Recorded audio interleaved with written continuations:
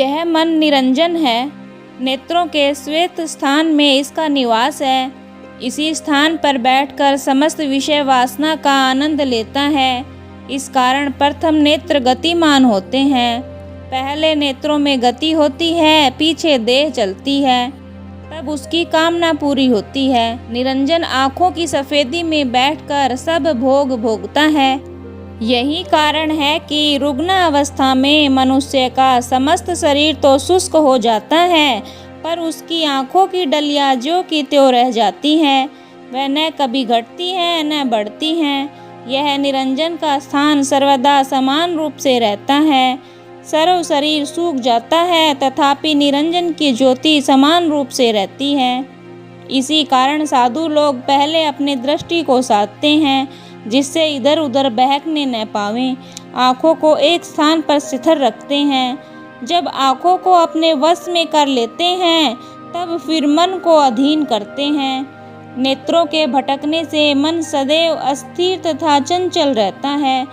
जब यह मन ही वशीभूत न हो तो अपने रूप का ज्ञान कैसे होगा। अंधी आँखों में निरंजन मिट जाता है। जब उसका स्थान ही नहीं रहता तो वह भी नहीं रहता। इस कारण जो अंधा होता है उसकी बुद्धि अधिक होती है। अंधा बिना देखे सब कुछ जान लेता है। अंधे की बुद्धि बड़ी तीक्ष्ण होती है। घोर निद्रा को सुषुप्ति कहते हैं।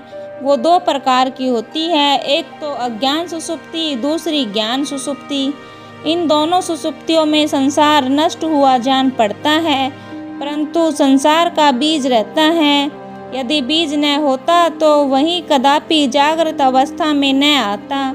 इसी कारण जब ध्यान में लीन होता है, तब बड़ा प्रकाश उत्पन्न होता है। इस प्रकाश में वासना तो दूर हुई जान पड़ती है, पर वासना का बीज नष्ट नहीं होता। ये मन के व्युत्थित होते ही फिर उसी रूप में प्रकट हो जाती है। सदा की तरह फिर संसार को उपस्थित करती है, पर जब उनकी बीज शक्ति का नाश कर दिया जाता है, फिर वो जग जंजाल नहीं फैला सकती। किंतु जब तक इनके बीज की शक्ति नष्ट नहीं होती, अवकाश पाते ही मन की एकाग्रता को मिटा देती है। इस दशा में साधक को सच्चे गुरु की आवश्यकता होती है।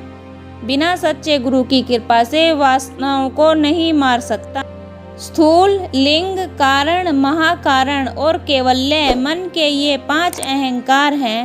इसी में स्वामी, सेवक, दाता और पुजारी सभी बंद हैं। इन 5 अहंकारों से बाहर निकलना कठिन है। जिसने इन अहंकारों को बनाया है वह स्वयं इन्हीं में फंसा हुआ है। सत्य गुरु बिना इसको कौन निकाले। बंधे को बंधा कैसे छुड़ावे। अंधे को अंधा क्या राह दिखा सकेगा। ये 5 अहंकार मनुष्य के बंधन की जड़ हैं। सब जीव इन्हीं में आवागमन किया करता है।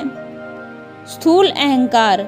स्थूल अहंकार के अभिमानी में यह कामना रहती है कि पुत्र, गृह, धन, संसार, राग, अच्छे भोजन, सौंदर्य, सुगंध, अच्छी वस्तु, सवारी, संभोग इत्यादि मिले। यह मिल जाए तो वह प्रसन्न होता है, नहीं तो दुखी रहता है। लिंग अहंकार। लिंग कहो अथवा सूक्ष्म कहो, इस अहंकार वाले के मन में यह रहता है कि स्वर्ग तथा वैकुंठ के दूतों से मिलूं, यंत्र मंत्र तंत्र योग्यता प्राप्त करूं, राजा इंद्र के राज्य को प्राप्त करूं। यह सब मिले तो प्रसन्न रहता है, नहीं तो दुखी होता है। कारण अहंकार। कारण अहंकार वाले के मन में यह ध्यान रहता है कि योग, समाधि, वचन सिद्धि, प्राणायाम, भूत भविष्य वर्तमान का हाल जानने की सिद्धि हो, दूसरे के देह में समा जाए, एक से सहस्त्र और सहस्त्रों से एक हो जाता है। यह सब इसी अहंकारी के काम हैं। जैसे शंकराचार्य जी सन्यासियों के गुरु राजा अमरुक के शरीर में समा गए और 6 मास पर्यंत रहे, वो इसी के बल से रह आए थे।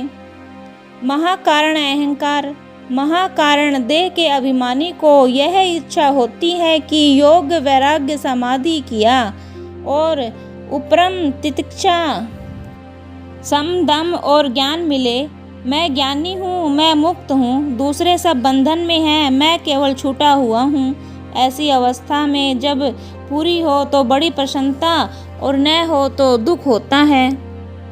कैवल्य अहंकार वालों के देह में यह ध्यान होता है कि मैं अद्वैत ब्रह्म हूँ, मैं आत्मा अधिष्ठान हूँ, मैं जगत जड़ और चैतन्य मेरा ही स्वरूप है।